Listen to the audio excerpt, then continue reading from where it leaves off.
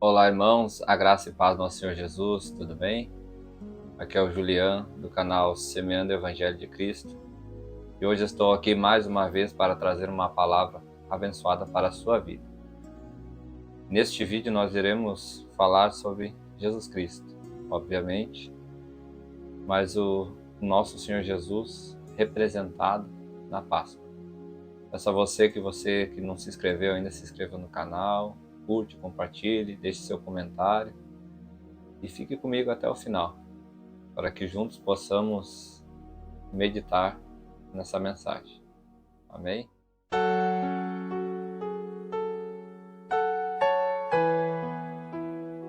Semana de Páscoa, e é comum e tradicional nós vermos, né, e ouvirmos o comércio tratando da Páscoa como ovos de chocolate, as escolas, as crianças, né? Nós vimos que eles aprendem já desde pequeno a Páscoa como sendo o símbolo da Páscoa, né, sendo o coelho, né?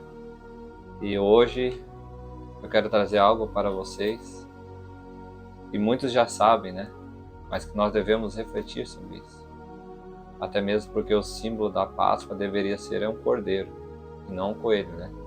E isso está escrito lá em Êxodo, capítulo 12, que é um texto onde eu vou ler, o qual nós vamos meditar nessa palavra, amém? E o Senhor disse a Moisés e Arão, na terra do Egito: Este mês para vocês será o principal dos meses. Será o primeiro mês do ano. Veja bem, olha, o versículo 1 diz: este mês será o principal, né? No dia 10 deste mês, cada um tomará para si um cordeiro, segundo a casa dos pais. Um cordeiro para cada família. Aí eu quero pular, irmãos, versículo 5. O cordeiro será sem defeito, macho de 1 ano, podendo também ser um cabrito. Vocês guardarão o cordeiro até o 14º dia deste mês, dia 14. E todo o ajuntamento da congregação de Israel o matará no crepúsculo da tarde, ao chegar à noite, não, de tardezinha. Pegarão um pouco de sangue e o passarão nas 2 ombreiras e na viga superior da porta, nas casas em que eu comerem. Naquela noite comerão a carne assada no fogo, com pães sem fermentos e ervas amargas. Não comam do animal nada cru, nem cozido em água, porém assado ao fogo, a cabeça, as pernas e as vísceras. Versículo 11. É assim que vocês devem comê-lo, já prontos para viajar, com as sandálias nos pés e o cajado na mão. Comam depressa, é a Páscoa do Senhor. Está vendo bem o que está escrito aqui, irmãos? É a Páscoa do Senhor, não é a nossa Páscoa. Porque naquela noite passarei pela terra do Egito e matarei na terra do Egito todos os primogênitos, tanto das pessoas como dos animais, e executarei juízos sobre todos os deuses do Egito. Eu sou o Senhor. Moisés então vai dando as instruções para o povo, mediante o que Deus instruiu Moisés. E irmãos, curioso dessa passagem, primeiro que o Senhor manda matar um cordeiro, né? Simbolizando um sacrifício. Todos conhecem essa história, né? Da passagem do livro de Êxodo, que o povo, os hebreus estavam, né, sendo escravos de Faraó naquela terra, e o Senhor então usa o chamado de Moisés, de Arão, para libertar aquele povo, para tirar aquele povo das garras de Faraó, né? E Faraó aqui é uma tipificação de Satanás, do anticristo, do inimigo de Deus, porque estava prendendo o povo que o Senhor havia escolhido. Bem? E neste ponto, nós vemos que o desenrolar dos acontecimentos, né? Deus vai mandando as pragas que nós conhecemos, desde a primeira até a última praga, que seria essa, né? A 10ª praga, que é a morte dos primogênitos. O faraó, ele tinha o coração endurecido, ele não queria libertar o povo de Deus, mesmo com tudo que havia acontecido antes, né? Mesmo com todos os flagelos, as pragas que o Senhor, né, colocou naquela terra através de Moisés. O faraó endurecia seu coração. O faraó não desistia, não libertava o povo.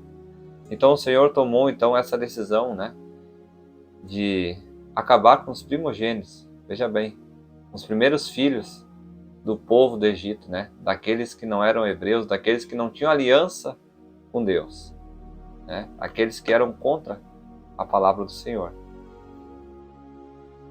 E não somente como diz aqui na palavra que eu li, né, não somente os filhos, né, do ser humano, mas também de todos os animais seria sacrificado naquela noite, através dessa praga, o qual o Senhor enviaria o anjo da morte à meia-noite para constituir, né, juízo sobre aquela nação, sobre o Egito. E nós vemos aqui uma instrução muito importante, que para que esse anjo da morte não atingisse os primogênitos do povo hebreu, né, do povo de Israel, o Senhor ordena que o sangue daquele cordeiro, né, deveria ser passado no umbral das portas das casas onde estavam habitando, né, os moradores ali do povo hebreu, do povo escolhido de Deus. Os umbrais seria a porta em si, né, a fachada da porta, a parte de cima e as duas laterais. Ali eles deveriam, né, aspergir o sangue daquele cordeiro nos umbrais da porta. E isso seria o sinal que quando o anjo da morte passava, ele pulava pelaquela casa, ele pulava por cima, ele passava por cima daquele lugar e ali não haveria morte. Até porque o significado da palavra Páscoa é passagem ou passar por cima, que foi o que o anjo fez, né? Esse anjo da morte. Nós sabemos também que o Senhor ordena a Moisés que nesse dia, né, eles também se preparassem, né, na verdade durante 7 dias, eles deveriam comer pães sem fermento. Mas o que seria esse pão sem fermento? O pão sem fermento seria um pão sem mistura. Lembra que eu li aqui que o Senhor disse, ó, comam depressa, é a Páscoa do Senhor. Ou seja, a partir daquele momento o povo deveria, né, comer aquele cordeiro, sacrificar aquele cordeiro e comer aquele pão sem fermento. O pão sem fermento ele assaria mais rápido, né? Ele não teria mistura. E assim eles estariam logo preparados para sair, para caminhar, né? Até porque a palavra êxodo, né, significa sair, né, se retirar, ir para outro lugar. Então, o Senhor ordenou que eles fizessem isso, sacrificassem o cordeiro, passasse o sangue no umbral da porta e comesse o pão sem mistura. O pão sem fermento ali simbolizava o corpo de Cristo, né, que não tinha mistura, que não tinha pecado. Muitos entendem esse pão sem fermento como um pão sem pecado, né? Amém? Nós vemos então, irmãos, que o verdadeiro significado da Páscoa tem a ver com cordeiro, com morte, com partir do pão, mas também com livramento, com libertação, que foi ao qual o Senhor fez naquela noite. E aqui eu estou citando a velha aliança, tá? Esse texto aqui está no Antigo Testamento. Nós agora somos, através da cruz de Cristo, nós fazemos parte da nova aliança. Através do sacrifício de Jesus. Sacrifício vivo e único, para sempre. Uma vez por todas, né? Como nós vamos ver mais adiante no livro de Hebreus. Mas eu quero ler aqui com vocês, irmãos, Lucas capítulo 22, versículo 7 diz assim: Chegou o dia das festas dos pães sem fermento, em que era necessário fazer o sacrifício do cordeiro pascal. Então Jesus enviou Pedro e João dizendo: vão e preparem a Páscoa para que comamos. Versículo 14. Chegada a hora, Jesus se pôs à mesa, e os apóstolos estavam com ele. Então Jesus lhes disse: tenho desejado ansiosamente comer essa Páscoa com vocês, antes do meu sofrimento. Veja o que tem a ver a Páscoa, irmãos. Sofrimento. Pois eu lhes digo que nunca mais a comerei, até que ela se cumpra no reino de Deus. Por isso que Hebreus fala que foi o sacrifício uma vez para sempre. E pegando um cálice, depois de ter dado graças, disse: peguem e repartam entre vocês. Pois eu digo a vocês que de agora em diante não mais beberei do fruto da videira, até que venha o reino de Deus. E pegando um pão, olha o pão, lá de Êxodo 12. Tendo dado graças, o partiu e lhes deu, dizendo: isto é o meu corpo, que é dado por vós, por vocês. Façam isso em memória de mim. Então, o que simboliza a Páscoa para nós? O que deveria simbolizar a Páscoa para toda a humanidade? É nós nos lembrarmos do corpo e do sangue de Cristo. Nos lembrarmos da nova aliança. Nos lembrarmos que na antiga aliança, Deus ordenou que aquele povo, o povo do Senhor, o povo escolhido, o povo que cria em Deus, ele sacrificasse um cordeiro. Olha a figura de Jesus Cristo. E o seu sangue iria proteger ele do anjo da morte. Ia dar libertação, livramento daquele anjo da morte. E o que nós vemos aqui na nova aliança? Que o sangue de Cristo também foi derramado no madeiro, assim como na porta, nos umbrais, em Êxodo 12, na antiga aliança. Na nova aliança, Jesus derrama o seu sangue no madeiro. E esse sangue nos livra das garras de Satanás. Se eu não me engano, Colossenses diz que a cédula, a nota que era contra nós, Jesus cravou lá na cruz do Calvário. A acusação, o mal, o inimigo, queria tomar sobre o homem, trazendo morte, trazendo prisão à alma. Jesus, através do seu sacrifício lá no Calvário, ele acabou com isso. Ele venceu a morte ali na cruz, nos dando direito de se achegar novamente a Deus. Na antiga aliança, o povo de Israel se perdeu, quebrou essa aliança com o Senhor através da idolatria, através do pecado. Então o mundo estava praticamente perdido, irmãos. O homem já não tinha mais a presença de Deus, o homem já não tinha mais aquela conexão direta com Deus. Não havia mais profetas, Mas no Novo Testamento, escrito a partir de Mateus, a história muda. E aí entra aquele versículo tão famoso de João 3,16.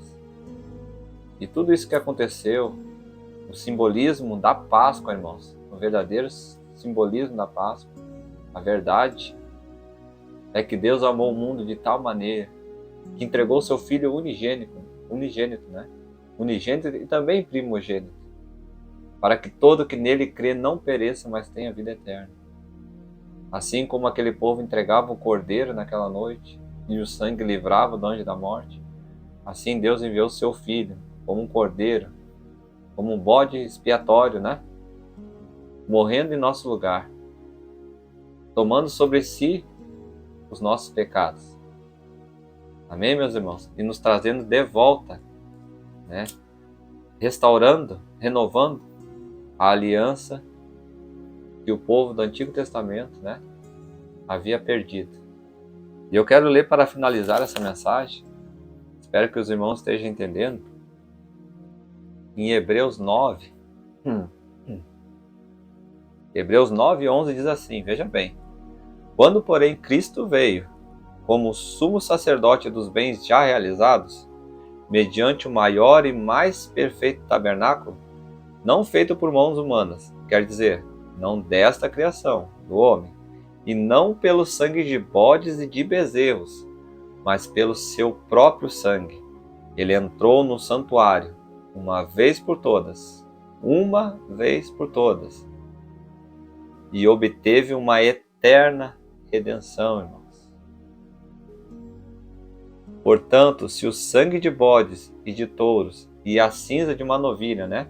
Veja Êxodo 12, lá o que aconteceu, aquele sacrifício, aspergidos sobre os contaminados, os santificam quanto à purificação da carne. Os contaminados aqui somos nós, né, irmãos? Os pecadores, contaminados pelo pecado. Muito mais o sangue de Cristo, que pelo Espírito eterno, a si mesmo ofereceu sem mácula, ou seja, sem mancha, puro, a Deus, purificará a nossa consciência de obras mortas, pecado, para servirmos ao Deus vivo. Sem derramamento de sangue não há remissão de pecados. Hoje em dia nós não precisamos mais, irmãos, sacrificar nenhum tipo de animal para se chegar à presença de Deus ou para obtermos o perdão de nossos pecados. Todo que nele crê, João 3,16, terá a vida eterna, será salvo. Mas nós precisamos aceitar a Jesus como nosso Salvador. E recebemos então, pela graça, pela fé que nos foi dada, a libertação, purificação, a remissão dos nossos pecados, porque nós somos falhos, miseráveis, não merecíamos, e nunca nós conseguiríamos nos perdoar os nossos próprios pecados. Mesmo que a gente matasse um cordeiro, se fosse hoje, quantos cordeiros nós teríamos que matar todos os dias para termos o perdão, a expiação dos nossos pecados? Já imaginou? E aquele cordeiro morto, aquele sangue derramado, aquele cordeiro não tinha poder. Ele encobria o pecado, mas não perdoava, não eliminava o pecado. Por isso que Deus enviou seu Filho unigênito. Que a Bíblia diz que o Senhor Jesus ele era justo. Ele era o único justo. E só pode perdoar pecados aquele que não tem pecado. Amém? É o que diz Romanos 3,23. Todos pecaram e destituídos estão da glória de Deus. Ou seja, todos nós somos pecadores. Mas Jesus Cristo, o justo, como diz nas cartas de João, o apóstolo, Jesus não tinha pecado. E por isso ele tinha poder para perdoar os nossos pecados.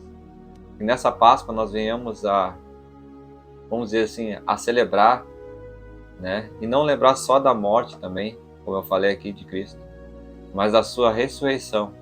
Porque ao terceiro dia nós não podemos esquecer que ele ressuscitou. Aleluias. Ele ressuscitou e está vivo. Amém, meus irmãos? Ele morreu por nós, mas ele ressuscitou. Fazendo assim então, né? Concretizando a nova aliança. Nós estarmos novamente na presença de Deus. Amém, meus amados? É bom ter coelhinho, é bom ter Páscoa, né? É bom ter ovo de Páscoa, chocolate, todo mundo gosta, né? Não é errado, né? Totalmente errado a gente celebrar, né? Dando presente, recebendo presente, né? Ovo de chocolate, enfim, o que seja, como forma de celebrarmos a Páscoa. Se acima de tudo isso, nós venhamos a orar, a agradecer a Deus pelo seu sacrifício. Foi a maior Páscoa de todas. E é a Páscoa que lembra o sacrifício do Cordeiro Pascal, a saber, o nosso Senhor Jesus Cristo. Que Deus te abençoe com essa palavra, que você possa ter entendido, né? Resumidamente aqui eu trouxe um significado da Páscoa, que é o nosso Senhor Jesus Cristo. Se você gostou do vídeo, curta, compartilhe, se inscreva no canal, né? Assim você estará ajudando ao canal a crescer e a palavra de Deus ir além. Muito obrigado por ter assistido até aqui. Que Deus te abençoe. Uma feliz Páscoa. Em nome de Jesus Cristo, na presença do nosso Senhor. Amém? Tchau, tchau.